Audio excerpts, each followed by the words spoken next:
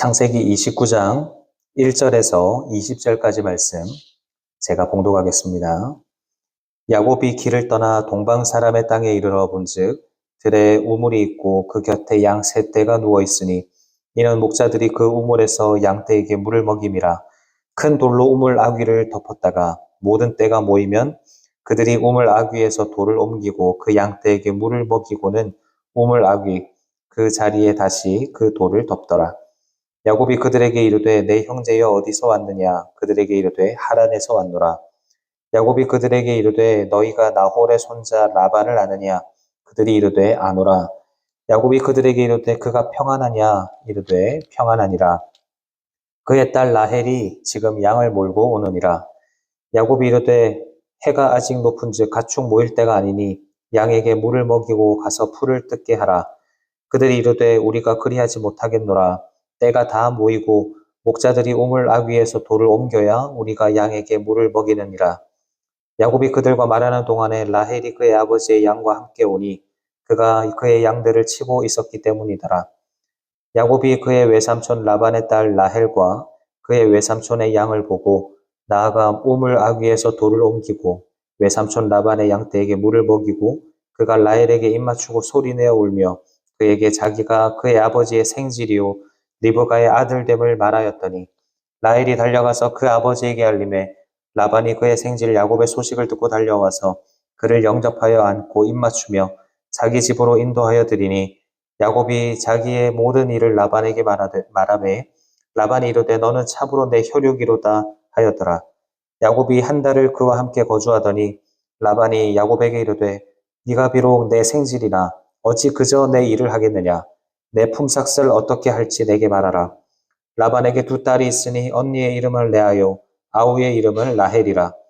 레아는 시력이 약하고 라헬은 곱고 아리따우니 야곱이 라헬을 더 사랑함으로 대답하되 내가 외삼촌의 작은 딸 라헬을 위하여 외삼촌에게 7년을 섬기리이다.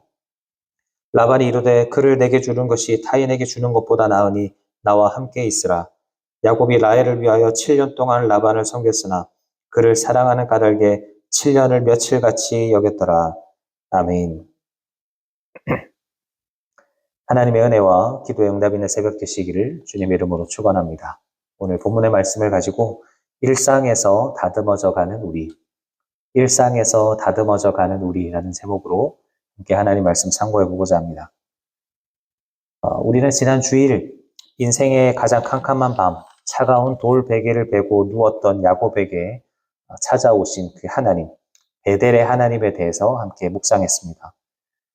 실패와 좌절, 그리고 두려움의 순간 속에서도 하나님은 야곱과 함께 하셨고 또 이로 인해서 야곱은 비로소 나의 하나님을 고백하게 되었고 하나님은 그런 그를 이제 하나님이 임재하시는 하나님의 집 베델로 삼으셨습니다. 이에 오늘 우리가 읽은 이 본문 1절을 보면 그 베델의 은혜를 체험한 야곱의 발걸음이 어떻게 달라졌는지를 보여주는데요. 야곱이 길을 떠나 동방 사람의 땅에 이르러라고 말하죠. 여기서 길을 떠나라는 말의 히브리어 원어를 보면 이제 아주 그 발걸음이 가벼운 상태를 이야기합니다. 직역을 해보면 야곱이 그의 발을 번쩍 들어 올렸다 이런 의미예요. 그러니까 형을 피해서 도망치던 두렵고 무거웠던 그 발걸음이 이제는 하나님께서 나와 함께 하신다라는 그 확신 속에서 아주 가볍고 힘찬 발걸음으로 바뀌게 된 것입니다. 새 힘을 얻은 야곱은 800km가 넘는 그 먼 광야길을 지나서 마침내 목적지인 하란에 도착하게 됩니다. 그리고 마치 이게 짜여진 각본처럼 그 우물가에서 외삼촌 라반의 딸 라헬을 만나게 되고 라헬의 따뜻한 환대를 받으면서 무사히 그곳에 머물게 됩니다. 그러면 이제 야곱의 고생은 모두 다 끝난 것일까요? 베델에서 살아계신 하나님도 만났고 또 이제 목적지에도 무사히 도착을 했으니까 이제 그의 인생은 아주 평안함과 행복함으로 가득한 그런 인생이 될까요? 안타깝게도 그렇지 않습니다.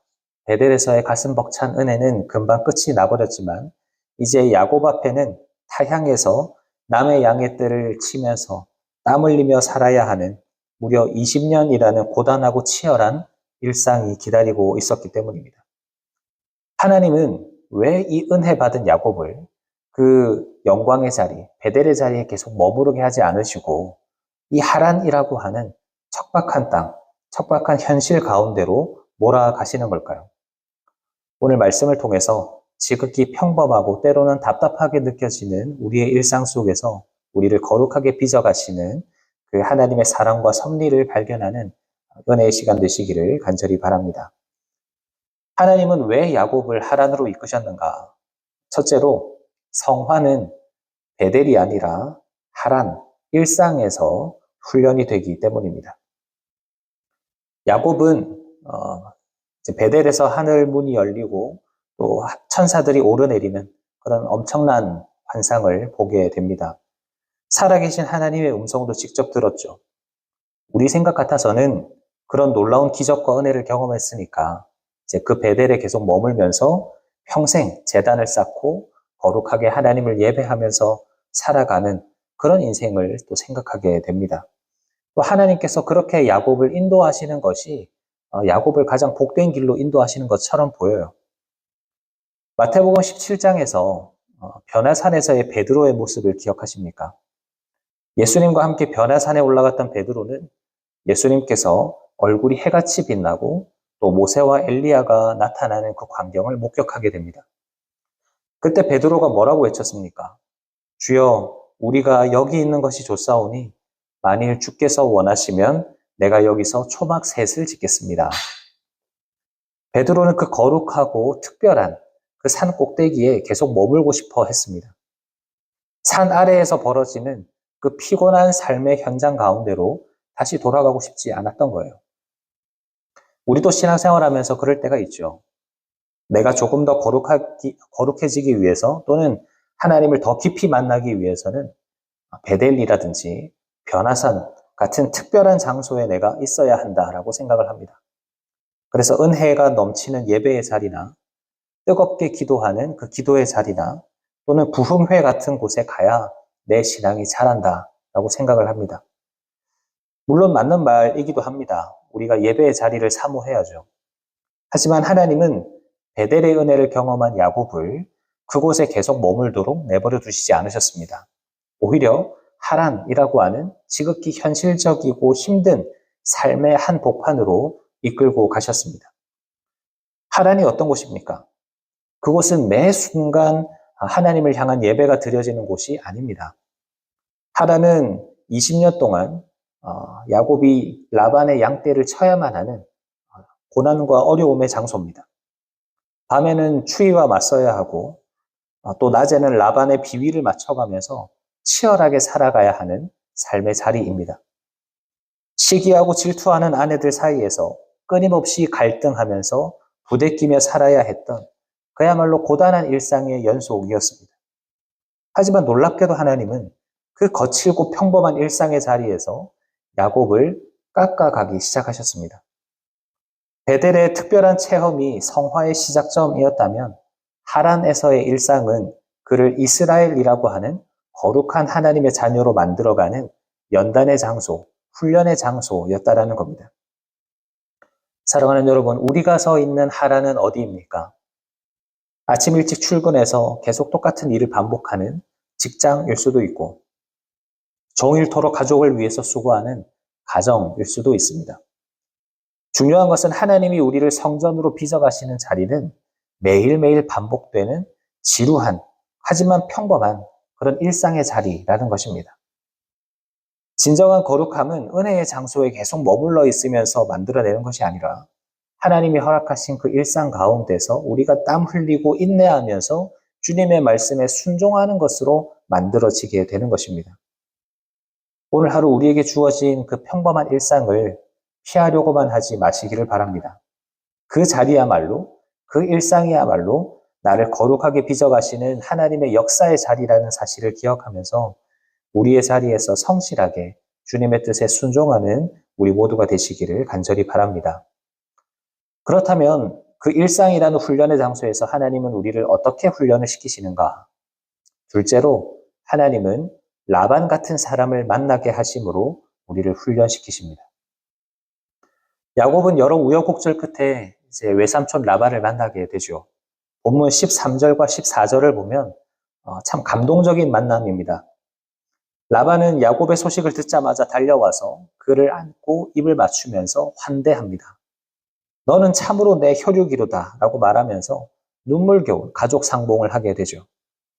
쫓기듯 도망을 쳐온 야곱은 드디어 쉴만한 안식처, 따뜻한 울타리를 만났다라고 생각하면서 안도했을 겁니다.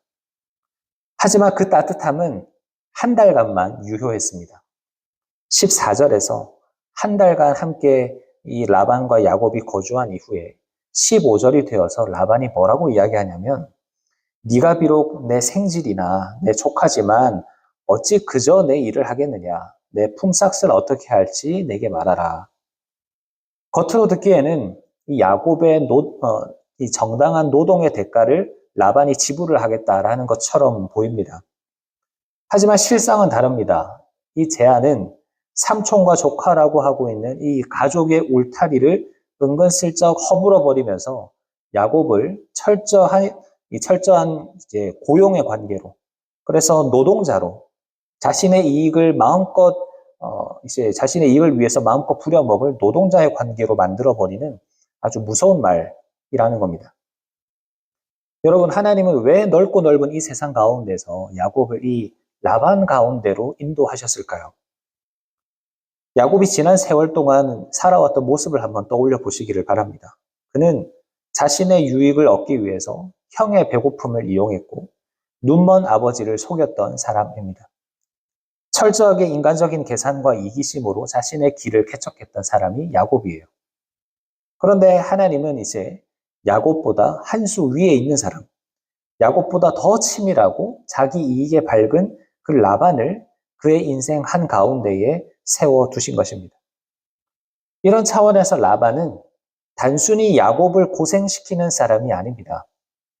자신이 과거에 아버지와 형에게 어떤 상처를 주었고 하나님 앞에서 얼마나 교만하고 이기적이었는지를 보여주는 영적인 거울이었다라는 거예요.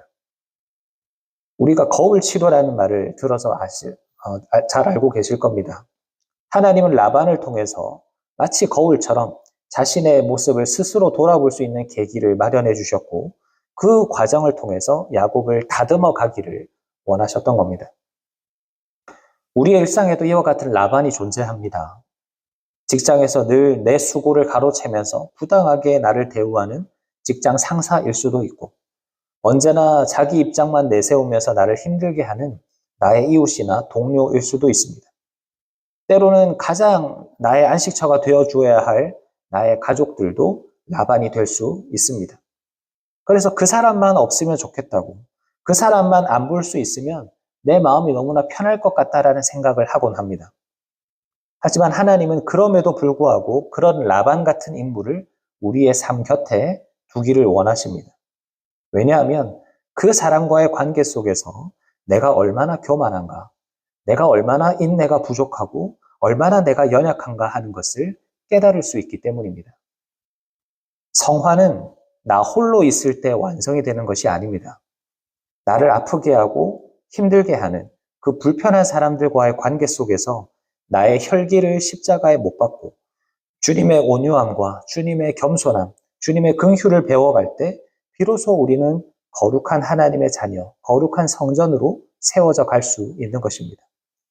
나를 다듬기 위해서 나에게 허락하신 그 라반, 영적인 거울 앞에서 원망하거나 회피하려고 하기보다는 대신 나의 자아를 겸손히 돌아보면서 주님 앞에 맡겨드리는 그런 우리 모두가 되어야 할 줄로 믿습니다.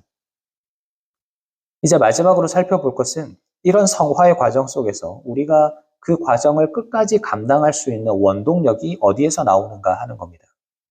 그것은 나를 포기하지 않으시는 하나님의 사랑입니다. 본문 20절을 보면 참 아름다운 모습이 나타나죠. 야곱이 라헬을 위하여 7년 동안 라반을 섬겼으나 그를 사랑하는 까닭에 7년을 며칠같이 여겼더라. 그 당시 고대 근동의 그 풍습으로 보면 신부를 얻기 위해서 7년을 일하는 것은 사실 거의 사례를 찾아보기 힘들 정도로 엄청난 조건이었다라고 합니다. 치밀하고 욕심 많은 라반이 사랑에 빠진 야곱의 마음을 교묘하게 이용해서 자신의 이익을 단단히 챙기려고 하고 있는 거죠. 하지만 야곱은 이런 부당한 조건에 전혀 불평하지 않습니다. 육신은 고되고 상황은 억울했지만 내가 사랑하는 라헬을 얻을 수 있다면 내가 얼마나 기쁠까라고 하는 그 기대감, 그 사랑의 마음이 이 지루하고 힘든 7년의 세월을 단 며칠처럼 여기게 만든 겁니다. 사랑이 모든 것을 이기게 만드는 강력한 힘이 된 것이죠. 그런데 여러분, 우리는 이 아름다운 이야기 속에서 야곱의 사랑을 훨씬 뛰어넘는 사랑을 발견할 수 있어야 합니다. 바로 허물 많은 야곱과 더 나아가서 연약한 우리를 사랑하시는 하나님의 사랑입니다. 야곱이 라헬을 얻기 위해서 7년을 수일처럼 인내하며 지냈다면 하나님은 야곱을 성전 삼기 위해서 얼마나 오래 참고 기다리셨는가 하는 것입니다. 하나님께서 야곱을 라반의 집에 보내신 것은 네가 그동안 어떻게 살아왔는지를 돌아보고 너도 한번 당해봐라 라는 식의 벌을 받게 하기 위함이 아니었습니다. 만약 하나님께서 야곱에게 벌을 주실 것 같으면 애초부터 베델에서부터 그를 만나주지 않으셨을 겁니다.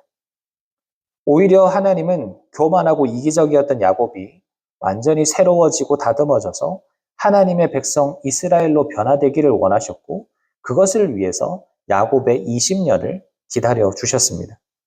내가 너를 이끌어서 다시 이 땅으로 돌아오게 하겠다라는 그 약속을 이루기 위해서 하나님은 그 야곱의 수많은 허물과 연약함을 수일같이 참아주시면서 그를 사랑으로 빚어가고 계셨던 겁니다.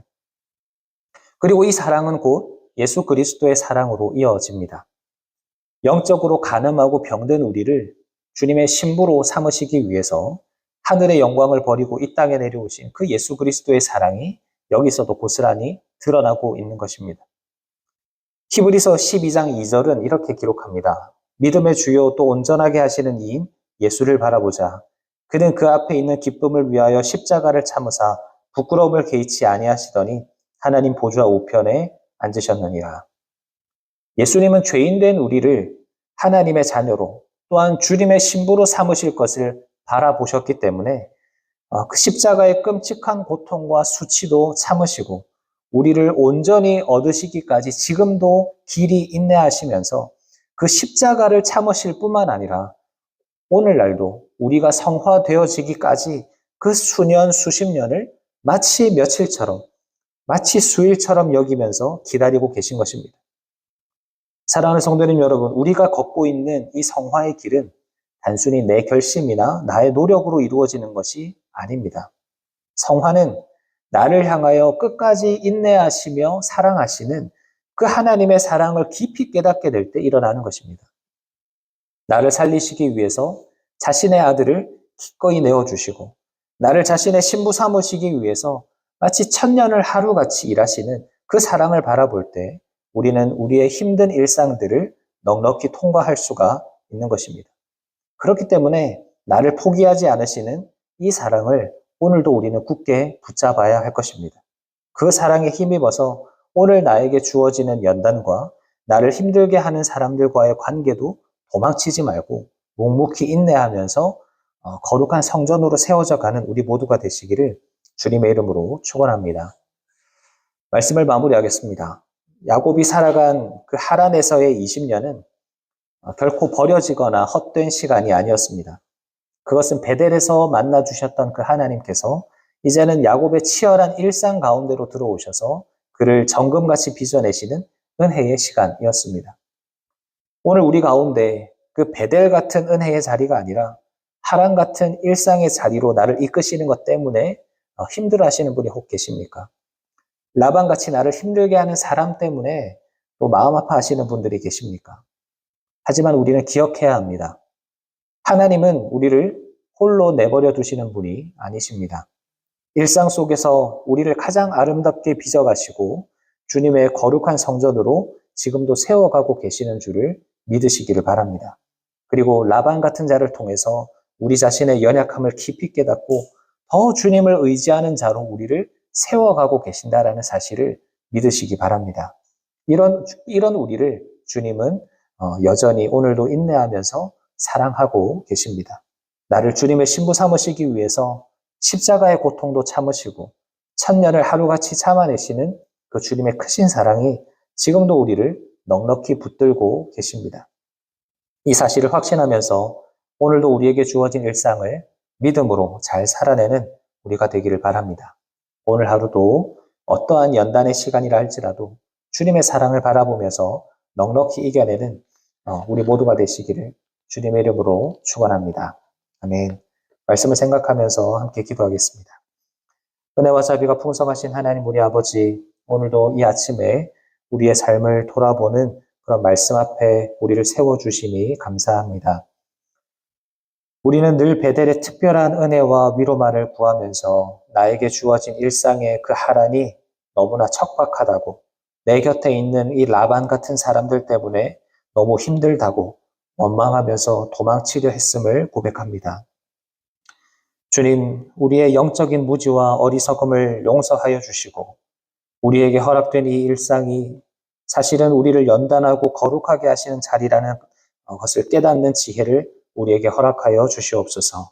나를 힘들게 하는 사람들을 나의 영적인 거울로 삼게 하시고 겸손히 그 안에서 나의 연약함을 보게 하셔서 내 자아를 주님 앞에 내려놓는 우리의 삶이 되게 도와주시고, 그래서 이 모든 연단의 과정을 넉넉하게 이겨낼 수 있는 거룩한 주님의 신부로 우리를 세워주시기를 간구합니다.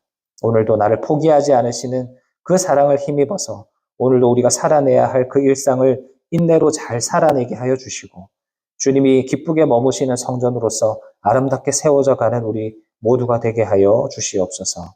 오늘도 우리와 함께 하실 하나님을 기대하며 살아계신 예수님의 이름으로 기도하옵나이다. 아멘.